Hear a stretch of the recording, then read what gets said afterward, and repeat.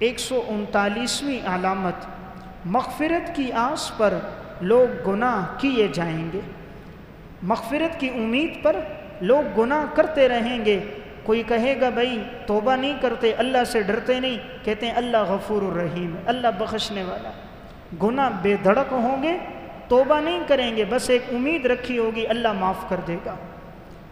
رسول اللہ صلی اللہ علیہ وسلم نے ارشاد فرمایا وَإِن تَجَاوَزَ إِلَى مَا نَهَى اللَّهُ، اگر وہ لوگ اللہ کے احکامات جن سے اللہ نے روکا ہے وہ اس سے تجاوز کریں گے، جب انہیں لوگ منع کریں گے یہ کیا کر رہے ہو، قَالَ أَرْجُو أَن يَتَجَاوَزَ اللَّهُ عَنِّي، وہ کہے گا مجھے امید ہے اللہ میرے گناہوں کو معاف کر دے گا۔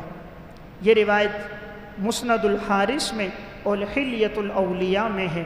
تو اس میں علامت یہ بیان ہوئی کہ لوگ گناہ بے دھڑک کریں گے اور مغفرت کی ایک آس لگا لیں گے کہ ہم بعد میں توبہ کریں گے۔ بعض گناہ کرتے ہیں جی بوڑھے ہوں گے توبہ کریں گے، اور بھائی معلوم نہیں بڑھاپے تک پہنچو گے بھی یا نہیں پہنچو گے، شاید جوانی میں ہی دنیا سے انسان چل بسے۔ کتنے ہی جوان ہیں جن کے جنازے ہم نے اپنی آنکھوں سے اٹھتے دیکھے ہیں، انسان کو کیا معلوم کہ وہ اس کی موت بڑھاپے میں آئے گی۔ دادا موجود ہوتا ہے، پوتے کا جنازہ اٹھ جاتا ہے۔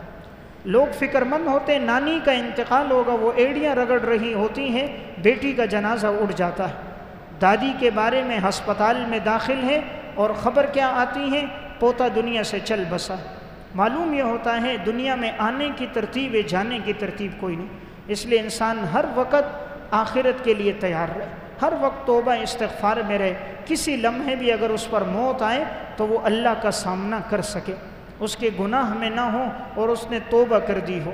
اس لیے انسان ہر وقت توبہ تائب رہے، اپنے گناہوں پہ ندامت کے آنسو